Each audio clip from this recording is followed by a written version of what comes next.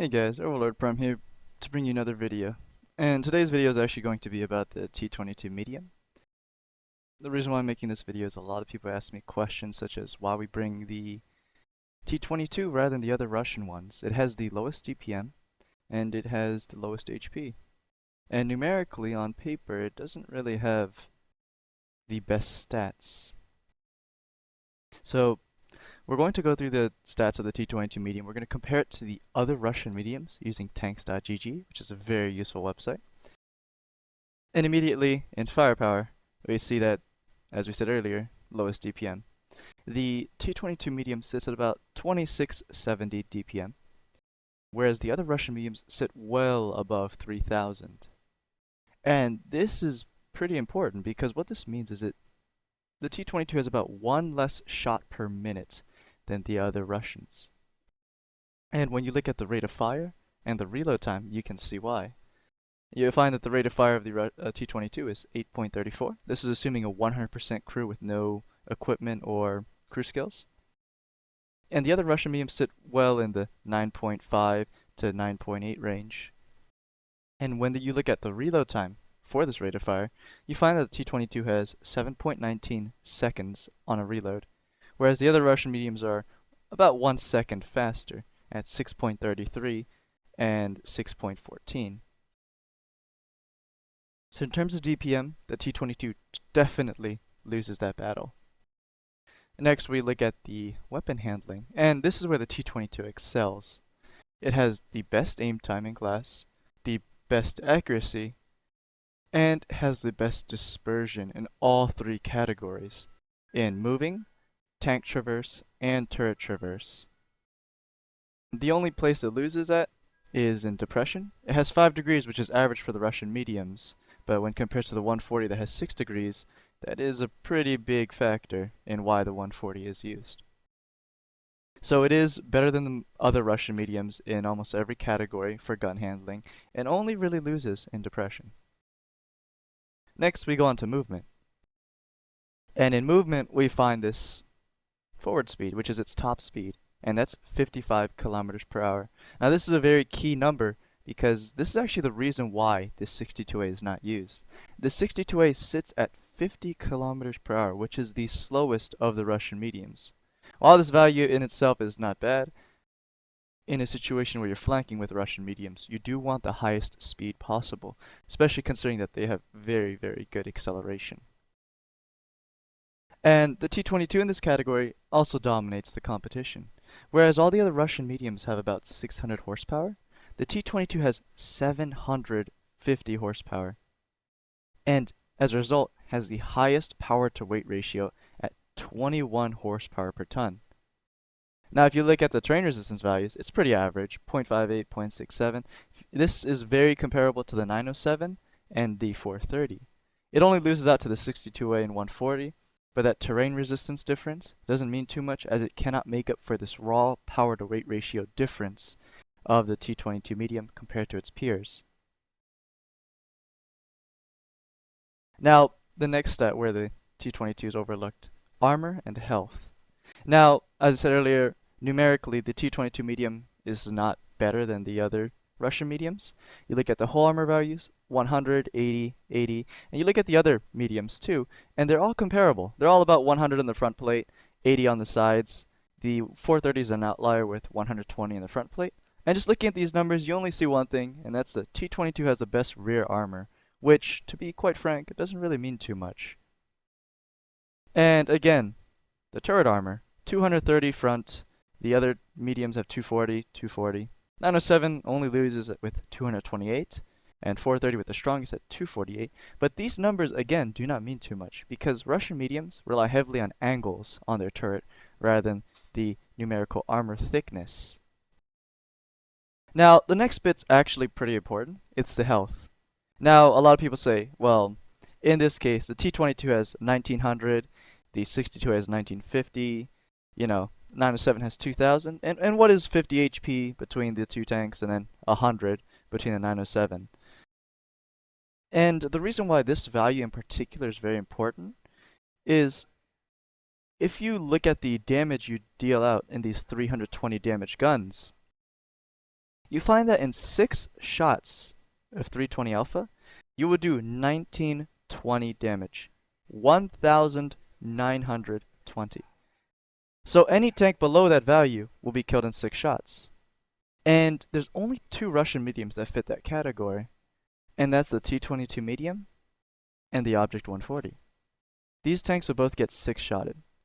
And the other 3 tanks that sit above that value are the 62A, 907, and 430.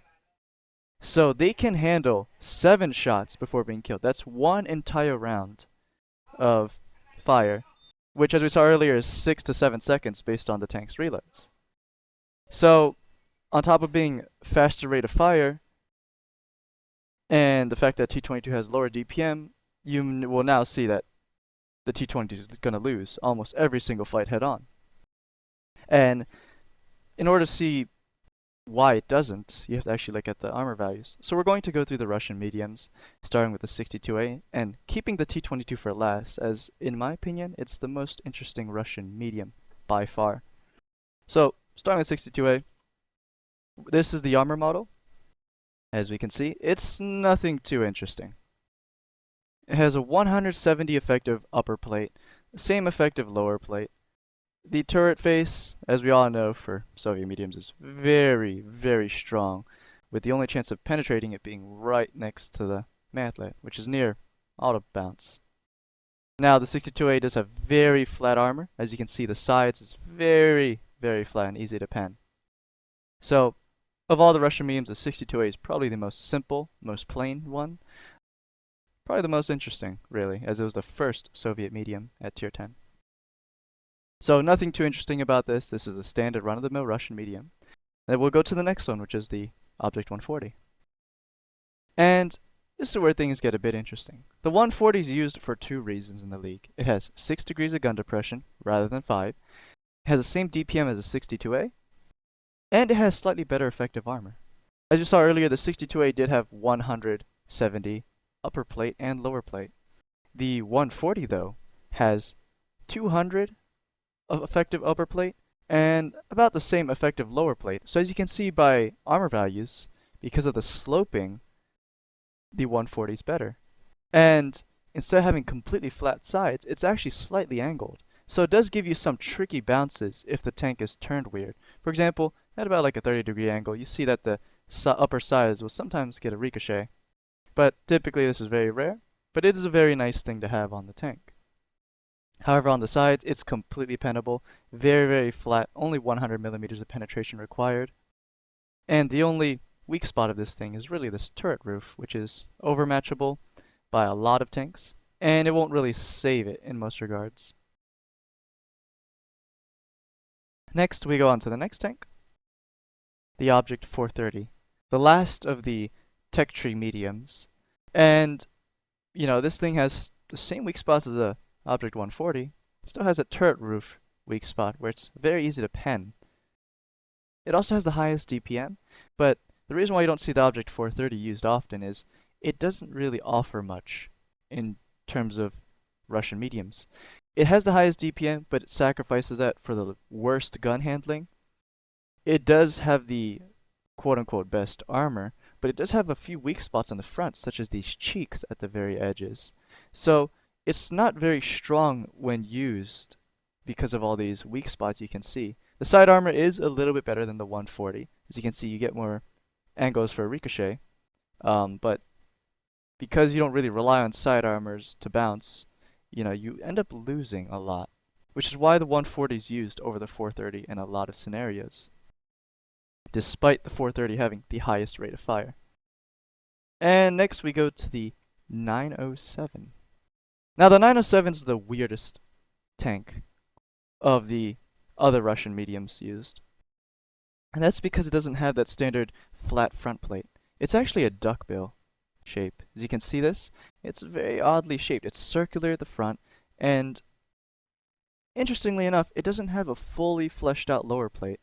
As we saw in the other Russian mediums, they had a very boxy front plate, and then they had a very boxy lower plate. But as you can see in the 907, it doesn't actually have a boxy lower plate. As you can see here, while it does look like it's a box, the hitbox to actually penetrate is a triangle. So because of that, the 907 is very weird. You have to hit this very odd angle to actually penetrate it.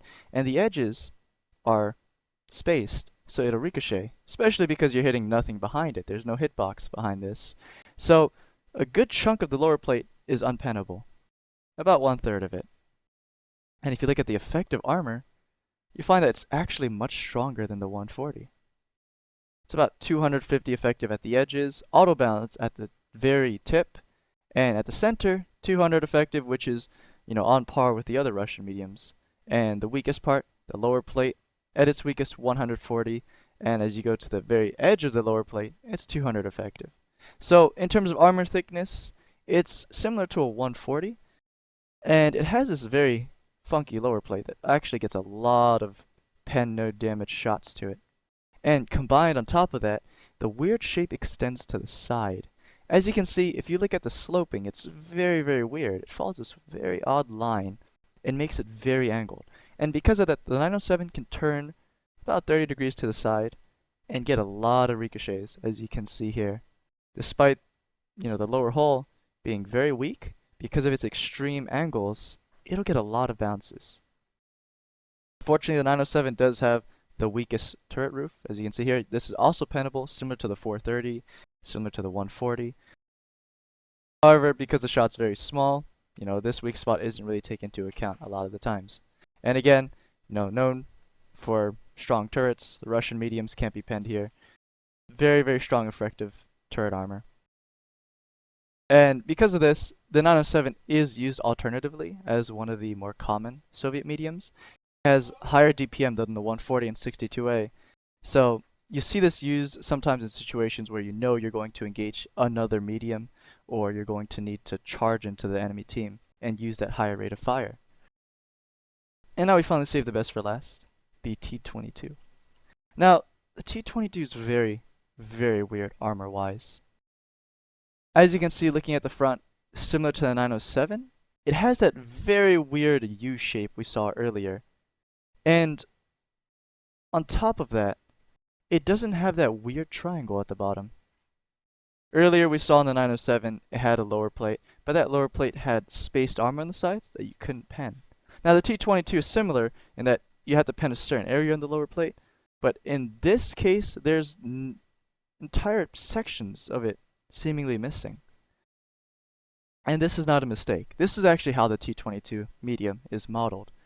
Its lower plate is actually a small triangle, and the edges are no damage hit zones. So as you can see, frontally the T-22 medium has the smallest profile to penetrate. The lower plate's a small triangle, and if we look at the effective armor of the triangle, you find that it's extremely powerful. The lower plate's 250 to 260 effective, and it's not actually a weak spot when compared to the other Russian mediums.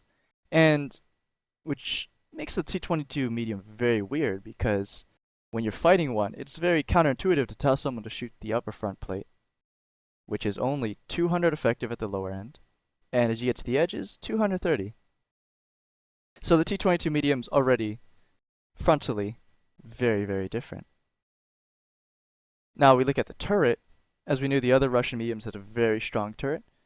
This tank, while it does have a very strong turret all around, it doesn't have an auto pen turret roof. It does have a very weak mantlet. Now if you look here, it's actually pennable at the edges. You only need about 230 penetration to go through, and because of that, the turret isn't as strong when compared to the other Russian tanks. But again, very counterintuitive. You don't tell someone to shoot the mantlet because it's a weak spot. It's a very, very weird thing, because typically that's the strongest point of most tanks. So we go on to look at the side armor, and this is what makes the T-22 medium so powerful. And it's that it has spaced armor, which is this purple part here. Now, as you saw, the 907 did have spaced armor. It was on the lower plate in the form of pen no damage zones. And the T-22 medium has this all across the side. And it's very similar to the IS-7. So if you look at the chance of penetrating, you find that there's 0 chance. You go to the side armor, 0 chance ricochet all across the board, even through the tracks. all across, because the weird shape of the T-22 carries on, which gives it a very steep angle on the sides. So on top of having very good spaced armor and a very strong lower side, it's very hard to pen. And the one part you want to shoot at is this thin strip up here, which is very, very hard to shoot. You're trying to hit a very thin weak spot on the side of a T-22 medium that's probably going to be moving at full speed. So because of that, the T-22 has very powerful situational armor. And combined with a very hardy turret, with its only weak spot being the mantlet, and a very strong front plate, where the lower plate actually isn't even a weak spot, it makes the T-20 very unorthodox to encounter and fight. So if we look at the actual garage model, you'll find exactly what I'm talking about. If you see this thing frontally, you notice that the lower plate is very small, and on top of being very small, it actually is very strong. So a very interesting medium. And interesting to note, this is one of the only mediums that you cannot track and do damage to reliably. If you look at the side model of the track sprocket, you'll find that most of the time when you shoot it, you won't be doing damage to the tank. As you can see, a good chunk of it is 0 damage to the tank. And the later half is a ricochet, and the very top edge is actually a penetration. So a lot of the times against the T-22 sideways, you're not going to be able to pen and do damage to the tank through the front sprocket, which is very weird because all the other Russian mediums have that trait. You can pen through the sprocket on the front and do damage at the same time. So in conclusion, despite the T-22 having the worst numerical stats, it's actually commonly used because if it bounces 1 shot, as I said earlier, it takes 6 shots to kill, whereas other mediums take 7. If it bounces that 1 shot, you're going to level the playing field. If you bounce 2 shots, you're going to win. If you bounce any more than that, you're just putting your team in a more and more favorable advantage, especially in a brawl. So for that reason, and because of the T-22's armor, you find that it's very easy to bounce 1 shot, even by accident, and if you bounce 2 shots, which isn't even that hard, you've won the engagement. Which is why we've seen this used a lot in the league. It's very easy to get those bounces, and after a certain point, those bounces start to pay off dividends for your team.